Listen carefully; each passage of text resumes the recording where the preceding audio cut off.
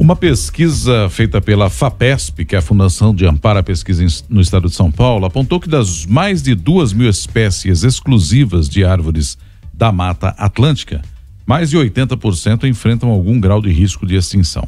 E para falar sobre o assunto, a gente conversa agora com Eduardo Fernandes, que é coordenador de projetos do Centro Nacional de Conservação da Flora. Eduardo, bom dia, obrigado por atender o jornalismo da Nova Brasil, hein? Bom dia a todos, meus amigos. É um prazer estar aqui para falar um pouquinho mais em detalhes sobre essa pesquisa. Foi uma participação, uma colaboração entre diversas instituições, liderada pelo pesquisador Renato Lima, da Exalc, da USP, né, da Universidade de São Paulo, com uma participação bem concreta também aqui do Centro Nacional de Conservação da Flora, do Instituto de Pesquisa do Jardim Botânico, aqui no Rio de Janeiro. É uma situação um pouco triste, né, para a gente poder abordar, mas vamos lá, vamos conversar sobre esse tema que é tão relevante, ainda mais no contexto atual. Pois é, Eduardo, e quando a gente falou 82% de espécies de árvores únicas da Mata Atlântica sob ameaça de extinção, o que é que leva a isso? Porque é um número elevadíssimo, né? Mais um pouquinho a gente chega em quase 100%. O que está acontecendo? Bom, primeiro a gente precisa contextualizar o que está acontecendo com a Mata Atlântica nos últimos 500 anos, né? A Mata Atlântica é o bioma que ocupa praticamente o leste do Brasil, do nosso país, e ele abriga hoje mais de 100 milhões de brasileiros. Então, o resultado desse processo de ocupação, de transformação da paisagem, de estabelecimento de áreas urbanas, de exploração dos recursos naturais, pensando em desenvolvimento, pensando em geração de produto, ocasionou esse processo. A Mata Atlântica, a gente sabe hoje que ela é considerada um hotspot de biodiversidade, né? Isso significa que ela é um bioma que abriga uma alta diversidade de espécies e, ao mesmo tempo, está muito degradada. E o fato é que esse processo histórico, aliado às mudanças contemporâneas de uso da terra e de expansão das atividades agro-silvopastoris, ocasionou o aumento, né, a ampliação do risco de extinção dessas árvores exclusivas, né? São aquelas árvores que não são encontradas em nenhum outro lugar e que têm a Mata Atlântica como seu único abrigo. E nesse contexto elas hoje estão muito fragmentadas, principalmente devido a esse processo e a carência de políticas públicas direcionadas para você recuperar efetivamente as populações dessas árvores que foram submetidas a esse... que estão nesse contexto, né? Sim.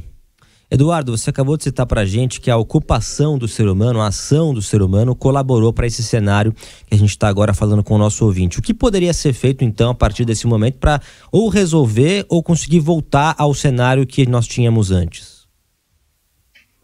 Olha, existem diversas ações sendo implementadas em termos de conservação de biodiversidade no bioma Atlântica, até por conta desse cenário.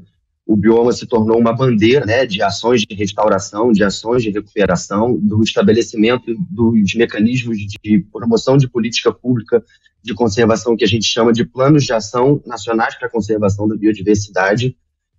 Então, a partir do reconhecimento, né, do refinamento do conhecimento sobre a situação da Mata Atlântica, das espécies de árvore que a gente tem nela, a gente, a partir disso, pode, então, direcionar melhor e mais precisamente as ações que são necessárias para que a gente possa, primeiro, frear, né, o processo de diminuição, de redução populacional, ao qual grande parte dessas espécies estão submetidas, e a partir desse ponto, então, desenhar e implementar, de fato, aquelas atividades que podem nos auxiliar a mudar esse cenário. Então, você estabelecer hortos, por exemplo, para coleta de germoplasma, né, de material propagativo dessas espécies, você cultivar essas espécies, você pensar em programas de reintrodução, você propor medidas para mitigar a expansão das atividades agro-silvopastoris que não sejam sustentáveis, por exemplo, você promover ativamente a transição das produções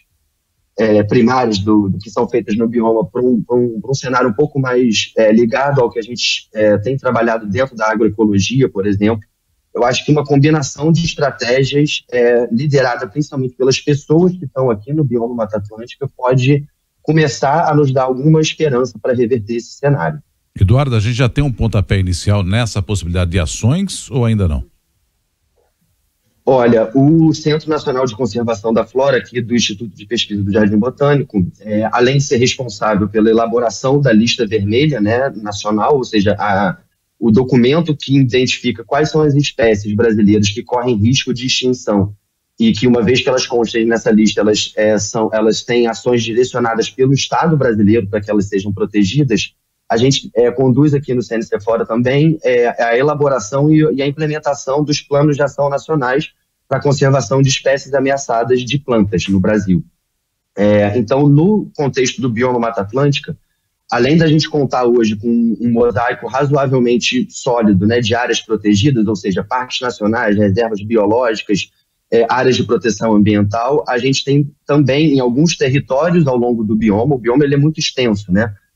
Então, a gente ainda não tem uma única abordagem que seja eficaz para toda a extensão da Mata Atlântica, mas a gente já tem regionalmente algumas ações muito importantes. Então, vale ressaltar aqui que, pensando em conservação de árvores ameaçadas, a gente tem o Plano Nacional para a Conservação das Espécies Arbóreas ameaçadas da Ileia Baiana, que seria a Mata Atlântica situada no sul e no extremo sul do estado da Bahia, uma área crítica para a conservação do bioma, que abriga uma alta diversidade de espécies. Alguns estudos indicam que essa região tem entre as 3 maiores diversidades de árvore por hectare do planeta, então é uma riqueza muito grande.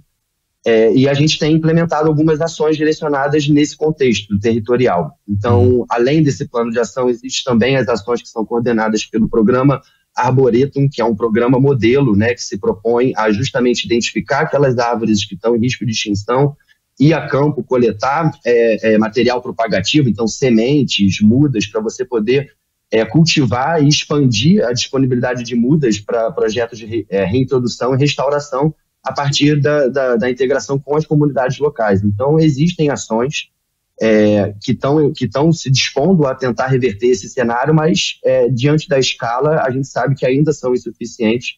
Então, a gente precisa, de fato, refinar bastante, ampliar bastante a nossa área de atuação para poder, de fato, contemplar todas essas mais de 2.000 espécies endêmicas do bioma, né, restritas à Mata Atlântica, que estão severamente ameaçadas hoje. Tá certo. Eduardo Fernandes, muito obrigado pela entrevista aqui ao Jornalismo da Nova Brasil. Um bom dia aí para o senhor. Eu que agradeço vocês.